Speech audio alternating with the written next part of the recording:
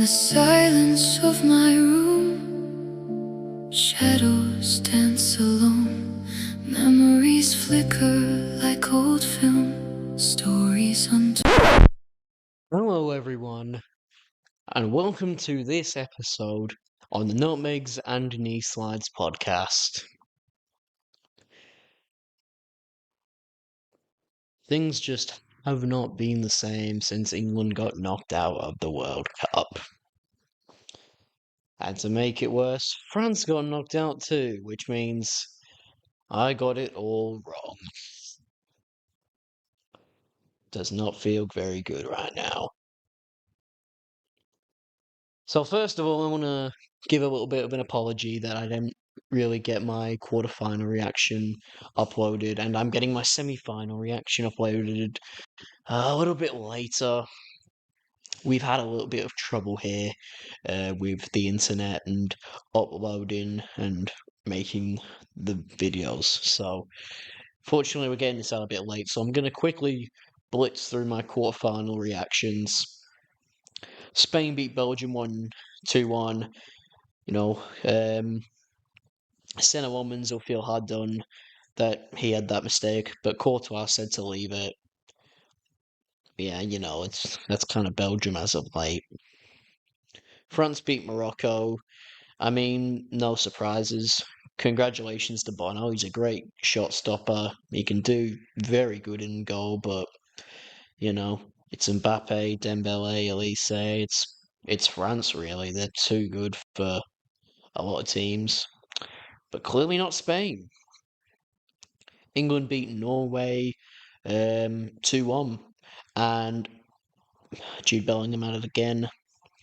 A bit of controversy, but that's just what people want to make it out to be. I think that the referee got all the decisions in that England-Norway game absolutely right. Because I think, you know, there were penalty shouts for both teams, but I think he got them right.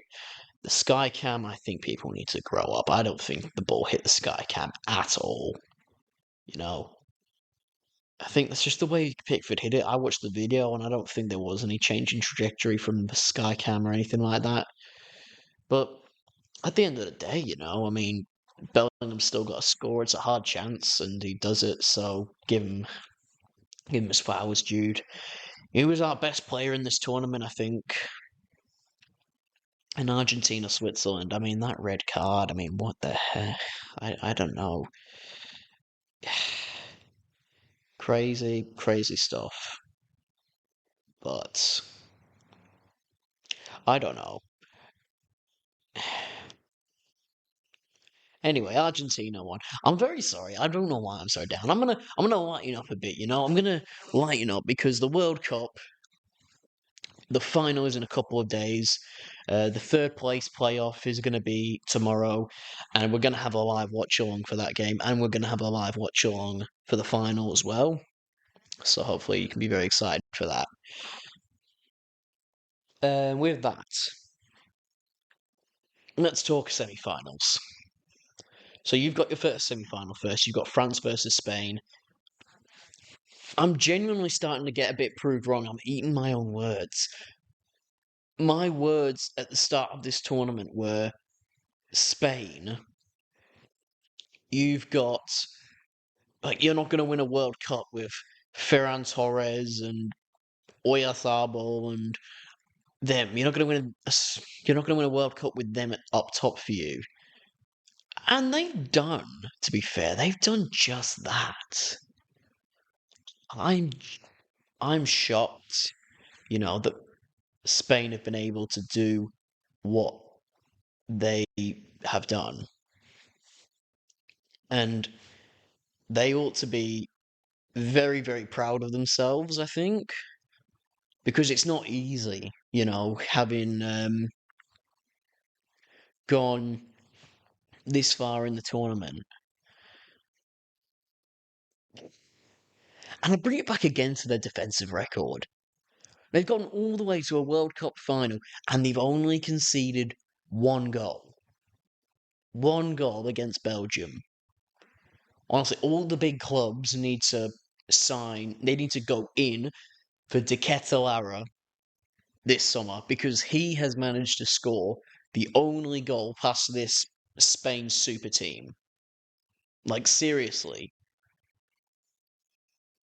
that defense is unbelievable, and they're gonna. It's really good. Spain had proven me wrong. I did not have high hopes for them. From the start of the tournament, I didn't have much hope for Spain. When you look at how Unai Simon starts over David Raya, how they don't have a top, out and out top draw striker, how Lamine Yamal was probably going to be maybe a bit quieter this tournament, and after the Cape Verde draw, it looked like they might have, but I got it all wrong. Spain go out there and beat France. And France, they were the number one team by lots of people, including me, going into this tournament. And wow. I'm shocked that Spain have gone this far because you look at Spain, they have been incredible. Just that one game against France sums them up. I mean, an early penalty won by Lamine Yamal, because Lamine Yamal is still he's contributed a lot for this tournament, and my assumption is that by the end of the game, he will probably by the end of the final he'll probably be a young player of the tournament. But yeah, I think you look at how he's done and how Spain have done because he's been a big part of Spain. He's been arguably their best player. They've had a few good players, particularly in that back line, like I've said. But Rodri's looked very good. Fabian Ruiz has looked very good. Mikel Merino's come up with important goals for them. Big, big, big applause needs to go to Spain. But France, though,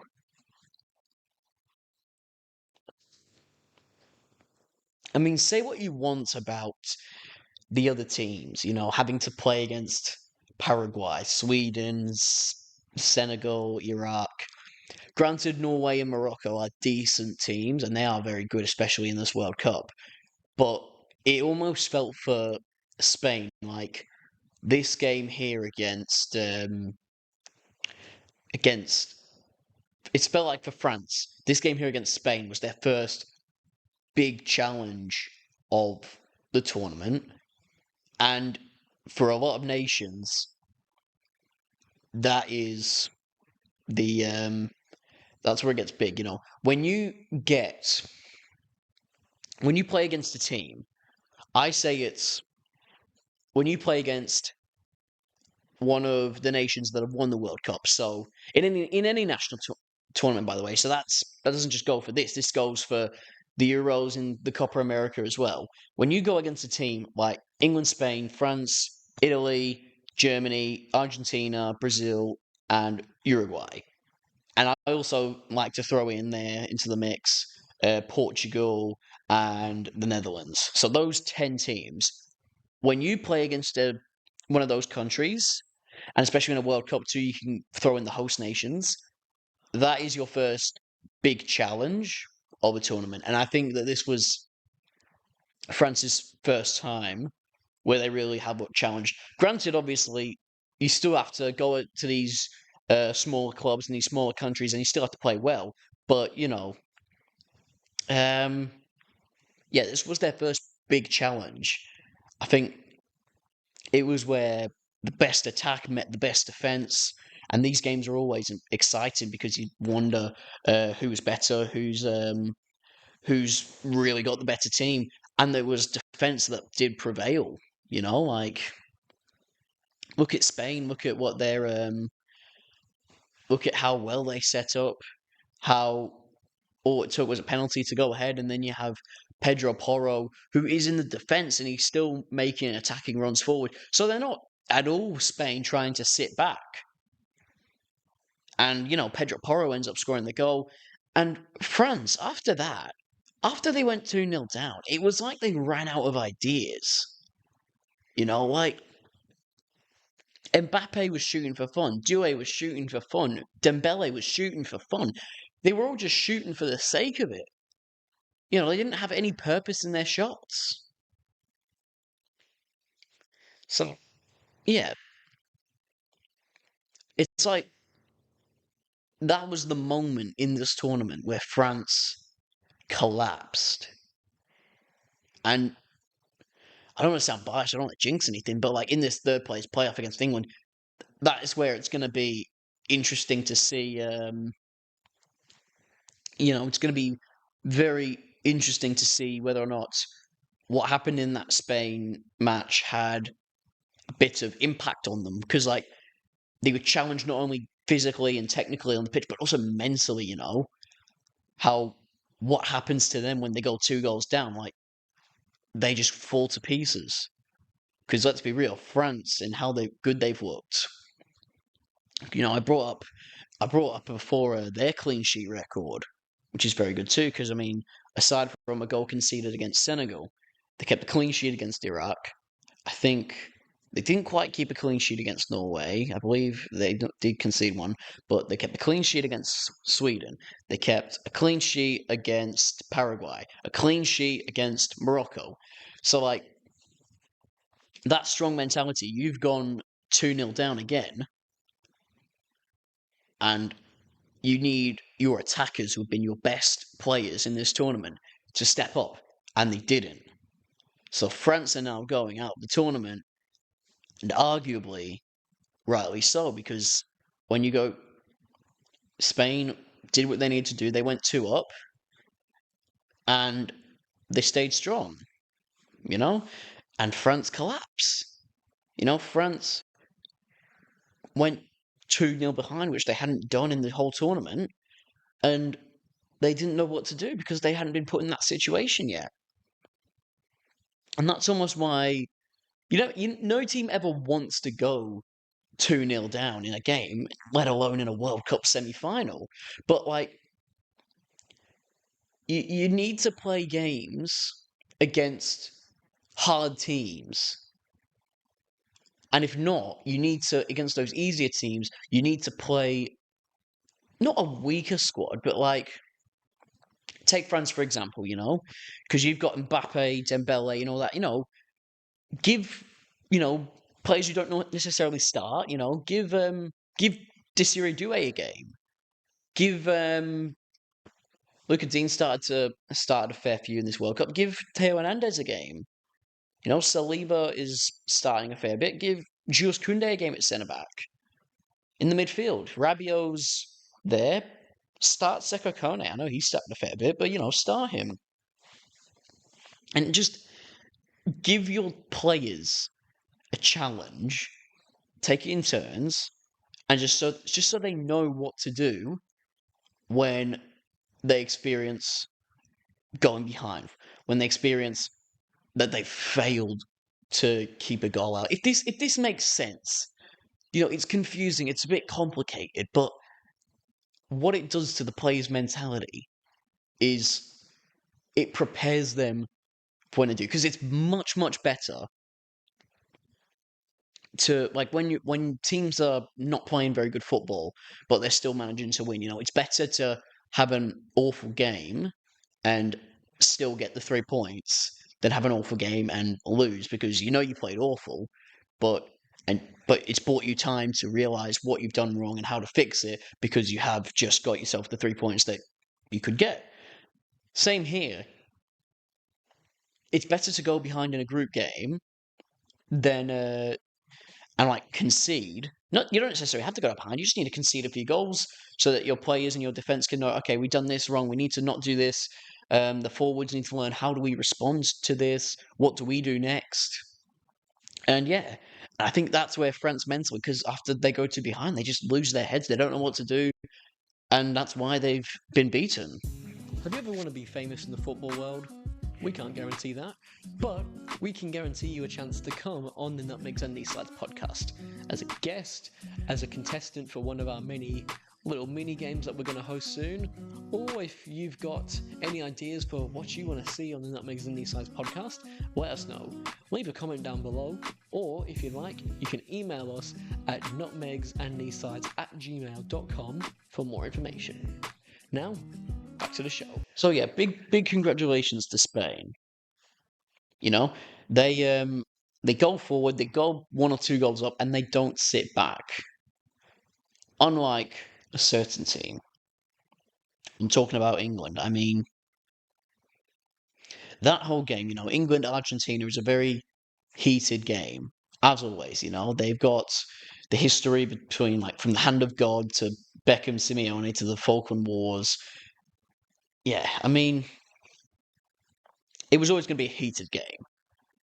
But, like, in that first, 10, 20 minutes, I mean, it was like England were there to play football. Argentina were there to start a riot. Like, they were kicking out, they were shoving, they were over going on all the fouls. Like, someone gets fouled and the whole team's over to, defend them and all that. Like, why don't you just play the football? The first yellow card of that game was given to Elliot Anderson. It's like, Elliot Anderson, what about the Argentina players? What about them? Like, eventually some of them did get yellow cards, but, like, yeah. Anyway, you look towards that game, because that whole first half was just pushing and shoving. And then I question Tuchel's decision on getting Morgan Rogers in the starting 11. Somewhat paid off, because he assists Anthony Gordon, and Gordon puts us up.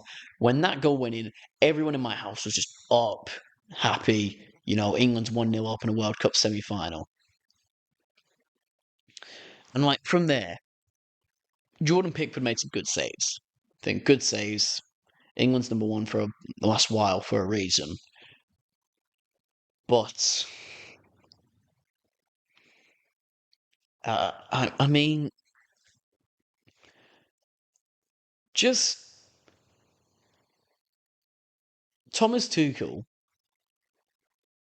absolutely threw us in the bin.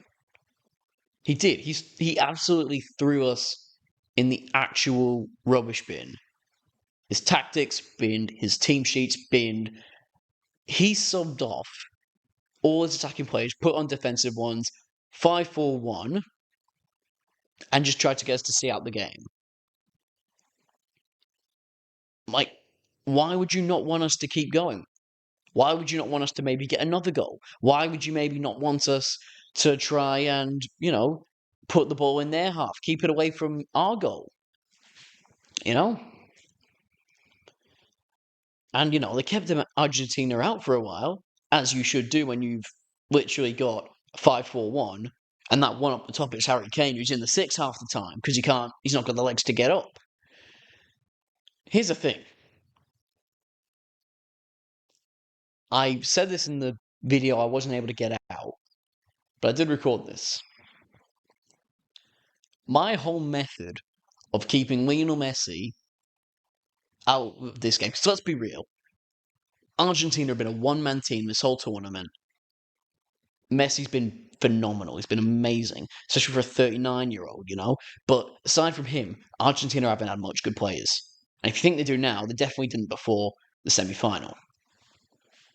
Messi's been everywhere. He's been the reason they've gotten this far in the tournament. Players have popped up here and there, but it's been all Messi. So here's the thing.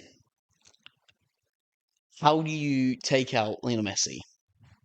I had 3 rules. Rule number 1 was do not allow space at the top of the box, because that's where Messi can get a shot, or that's where he will make runs in. Rule number 2, do not concede corners, because Messi, he can bend a ball in, he can definitely do good from the corner. And rule number 3, do not let him get a good shot or cross away on his strong foot. Force him onto his right. If you can, win the ball in. 3 straightforward rules. After the 80th minute, England broke all of them. Don't believe me? Take a look at that first goal. All right, number one. They've conceded a corner. So Messi's out there on the corner. And he plays it inward short. Messi's there, just in front of the corner. Rule number two, don't let him get the good pass away with his strong foot. And he does that straight away to Enzo Fernandez, who, rule number one, is at the top of the box and gets a good shot away, again, on his good strong foot, because he's a good player, Enzo, on his day, and just lashes it home, and Argentina are 1-1. Just like that. 3 rules, and they broke them all. 3 methods to take Messi out of the game, they broke them all. So now, this is where it gets hard. England now need a goal. But Thomas Tuchel has subbed off all their attacking players. So they don't have any attacking threat. So their best bet now is to hold on, not only for the rest of the 90, but for extra time as well, and hopefully win it on penalties. Turns out, no extra time needed, because Messi is on the right side for Argentina. England's left. By that point, England have got Dan Burn and Nico O'Reilly on the pitch. And somehow, Messi still manages to get a good cross away on his right foot, his weaker foot even, just enough for Lautaro Martinez to head home and Argentina go 2-1 up. Like, how the hell can you have 2 left-backs on the pitch and still allow Messi? I don't care how good Messi is. How can you still allow him to get across when you've got 2 left-backs? You might not be playing them both in the left-back role, but they both know what to do. They both know how to play. They both know how to close a play down, and they don't do it. And then again, they need a goal, and they don't know what to do. Like Thomas Tuchel just made substitutions for the sake of it. You know, it was like he just subbed the player on, and then just say, "Go out there. It's a World Cup semi-final. Do your thing." Like, do your thing. You can tell a player, "Go do your thing," but at the end of the day, if you go tell Erling Haaland, go do your thing, Erling. The reason he's done his thing so well in the Premier League for Man City is because of Pep. You look at Ousmane Dembele, got a Ballon d'Or now. You can't just go tell Ousmane Dembele, go do your thing as a coach. Because Luis Enrique, his coach, is the reason why he's gotten so good in the last while. That's why he's been able to come back and win a Ballon d'Or. Players look so good because of what their coaches get out of them. And here's this coach just standing on the sideline and says, go out there, go do your thing, go get us through to a World Cup final. You're the coach. You're meant to tell him what his thing is, what he's meant to do.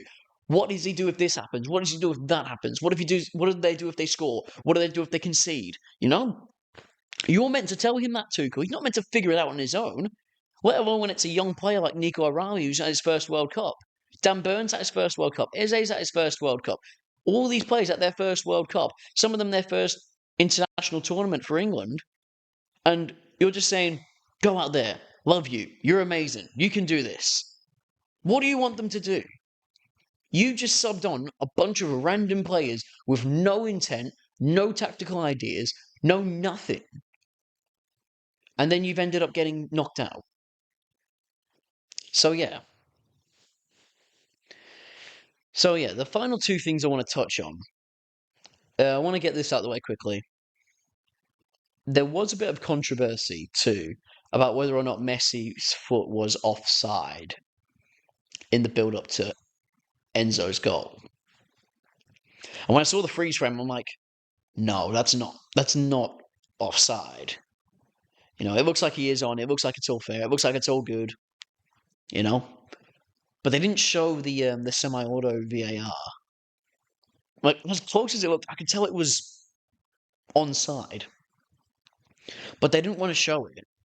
And it's like, if it's onside, then show us. Show us that he's played by the rules. Show us that he is onside. You've got cameras, you've got technology. You can easily show us, and they didn't. No, that's not to say that Messi was offside. The goal should have been disallowed because I say it again. I looked at it and I thought, okay, he's onside there.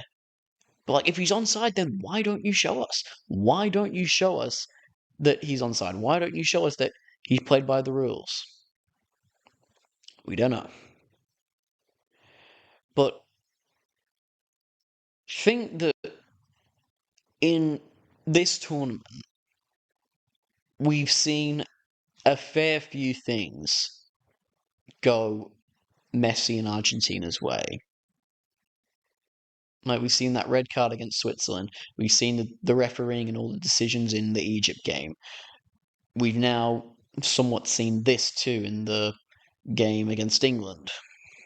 And I mean,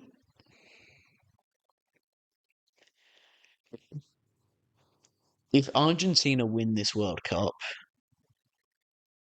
and there is controversial decisions, it will be a joke, you know, because Messi's going to get into Ballon d'Or and best conversations again. You know, FIFA's going to nominate him for the best player, and it's just going to be a joke, you know. I think my favorite for the Ballon d'Or has been Harry Kane. You know, I thought he would have a good World Cup, and he has had a good World Cup, but he's not quite gone all the way to winning it.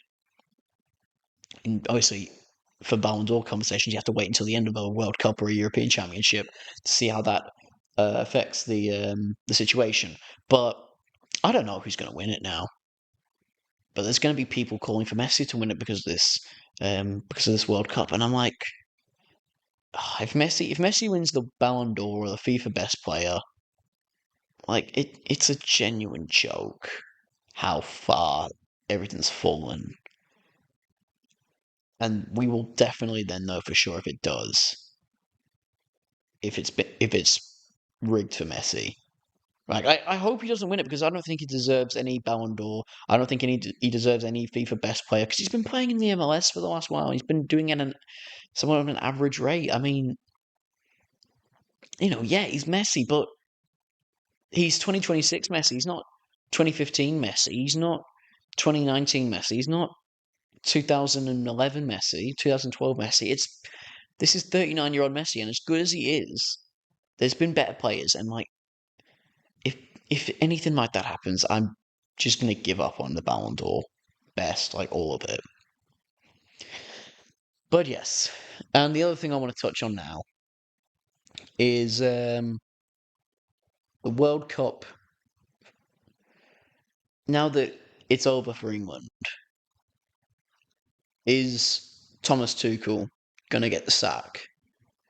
I mean, as of now, he's not been sacked, and I think that's the right decision for England because they wouldn't sack him with immediate effect. He's still got to play the third place game. But yeah, I mean, when you look at how this World Cup has gone, how more often than not people are going to say that Thomas Tuchel has cost us this World Cup, which I feel as though he has. There will be questions. There will be people looking and asking what's happened, why has Tuchel been given the job. I don't think that the German conspiracy theories that he was a double agent or anything like that are real. You know, I think that Tuchel he's been a bad coach. You know, like I said, he's just putting players out there to do their thing. He's not trying to coach them himself. It's almost like he's trying to be a manager and not a coach, which we're seeing a lot of now in football. But like, you know, coaches and managers aren't the same. But like, coaches and managers do the same job today in football. And I think most people want Tuchel to get out. This is my take. If England sacked Tuchel after this World Cup, I won't be mad at all. However, I think it would be appropriate to give him a Euros. A home Euros will be interesting. Because ideally, I would look at to say, okay, in 2 years' time, we're going to have a European Championship. Let's see if he can win us that. But it's a home Euros. so the expectations are even higher. So, do they want to try and go for like a Pep Guardiola manager? Because my understanding, I saw a news story that they have a verbal agreement for Pep Guardiola. I don't believe it. I think that I remember seeing Pep Guardiola's got a job at City now as like a ambassador or something like that. But I don't think that the only reason I can see Tuchel continuing in this England job is if the FA look at it and go, the stakes aren't that high for a home Euros, we can let him continue. But at the moment, if I was the FA, I would be maybe considering a new manager. And that doesn't mean get a world class manager, like a Pep Guardiola, because that might not work. We've seen Brazil go straight in for Carlo Ancelotti, and that's not worked out in the slightest. They've gone out in the last 16, and that's one of their worst World Cup performances in God knows how many years. So yeah, would I say